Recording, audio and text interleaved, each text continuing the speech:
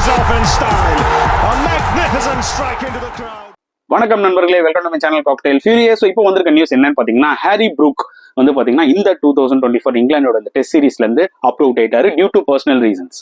So நிறைய பேர் வந்து ஒரு பக்கம் ட்விட்டர்ல வந்து கிரிட்டிசைஸ் பண்ணிட்டு இருக்காங்க, இந்த மாதிரி பயந்து ஓடிட்டாரா ஹாரி ப்ரூக். ஏன்னா ஹாரி ப்ரூக்கோட டெஸ்ட் ரெக்கார்ட் பாத்தீங்கன்னா வேற லெவல் 62 ஆவரேஜ் வச்சிருக்காரு, 400 அடிச்சிருக்காரு. But subcontinent conditions, especially spinning கண்டிஷன்ஸ்ல அவர் பெருசா விளையாடுனதே கிடையாது. பாகிஸ்தான்ல விளையாடி இருக்கலாம், பாகிஸ்தான் வந்து தார் ரோடுன்னு உங்களுக்கு நல்லா தெரியும். பட் இந்தியன் கண்டிஷன்ஸ்ல இது வரைக்கும் அவர் விளையாடுனது கிடையாது. அண்ட் ஐபிஎல்ல ஸ்பின் மூலியமா பயங்கரமா எக்ஸ்போஸ் ஆனாரு, அது எல்லாருக்குமே தெரியும். ஸோ அதனால பயப்படுறாரா அப்படின்ற மாதிரிலாம் ட்விட்டர்ல பயங்கரமா கலாச்சிட்டு இருந்தாங்க. பட் நம்ம ஒரு விஷயம் புரிஞ்சுக்கணுங்க, பர்சனல் ரீசன்ஸ்க்காக ஒரு பர்சன் வெளியில போறாருன்னா அவரோட பிரைவசிக்கு நம்ம கண்டிப்பா ரெஸ்பெக்ட் கொடுக்கணும். அவருக்கு என்ன பிரச்சனையோன்றது நம்மளுக்கு தெரியாது. ஸோ ஹோப்ஃபுல்லி ப்ரூக் வந்து பாத்தீங்கன்னா இனிஷியல் ஃபியூ மேட்சஸ்க்கு தான் வந்து பர்சனல் ரீசன்ஸா அப்ரூவ் ஆயிருக்காரு. ப்ராபபிலி திருப்பி கம்பேக் ஆகலாம், அதுதான் வந்து இங்கிலீஷ் கிரிக்கெட் போர்டு சொல்லியிருக்காங்க. ஸோ அதுக்கு நம்ம பொறுத்து இருந்து தான் பார்க்கணும் ஹாரி ப்ரூக் என்ன டிசைட் பண்ணுவாருன்னு.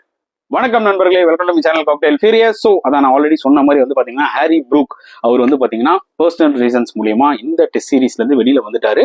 கம்ப்ளீட்டா இல்ல, அதுதான் இங்கிலீஷ் கிரிக்கெட் போர்ட் சொல்லியிருக்காங்க.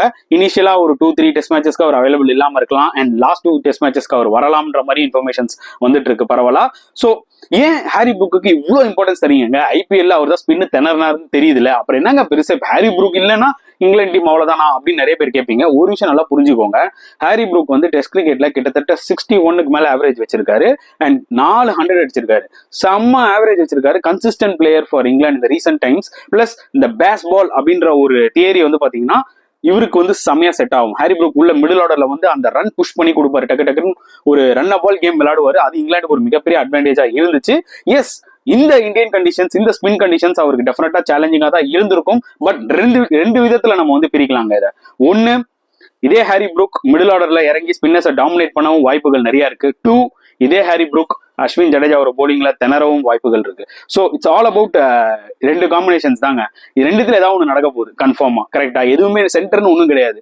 ஸோ மேபி இங்கிலாந்துக்கு அட்வான்டேஜா ஹாரி ப்ரூக் வந்து பயங்கரமா இறங்கி மிடில் ஆர்டர்ல ஒரு கவுண்டர் அட்டாக்கிங் இன்னிங்ஸ் சொல்லாங்கன்னா அது மிகப்பெரிய அட்வான்டேஜா இருக்கும். அதை தான் அவர் பண்ணிட்டு இருந்தாரு. ஸோ இதை தான் மேஜரா இங்கிலாந்து மிஸ் பண்ண போறாங்க, அது மட்டும் டேம் ஷுர். ஸோ அவருக்கு பதிலாக டான் லாரன்ஸ் அவரை தான் வந்து ரீப்ளேஸ்மெண்டா எடுத்திருக்காங்க. டான் லாரன்ஸ் 2021 டெஸ்ட் சீரிஸ் இந்தியாவில் ஆல்ரெடி 3 டெஸ்ட் மேட்ச் விளையாடி இருக்காரு, அதுலயும் ஒரு 50 போட்டாரு.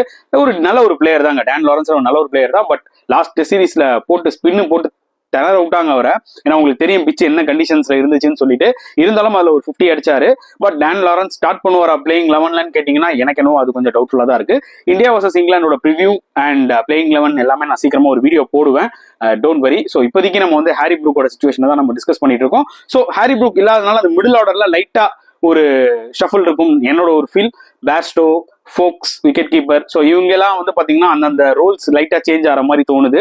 ஸோ ஹோப்ஃபுல்லி இங்கிலாந்து வந்து பாத்தீங்கன்னா சீக்கிரமாவே அவங்களோட 11 வந்து ஜட்ஜ் பண்ணி இப்பயே பிளான் பண்ணி வச்சுக்கிறது நல்லது. பிகாஸ் ஹைதராபாத்ல மேட்ச் ஸ்டார்ட் ஆகும் 2-3 டேஸ்ல. நேற்று வந்து ஹைதராபாத்ல வந்து இறங்கிட்டாங்க இங்கிலாந்து பிளேயர்ஸும், அண்ட் ஹாரி ப்ரூக் இல்லாததும் அவங்களுக்கு ஒரு மிகப்பெரிய வருத்தமா இருக்கும். பட் ஸ்டில் இங்கிலாந்து கிட்ட நல்ல டேலண்ட் இருக்கு.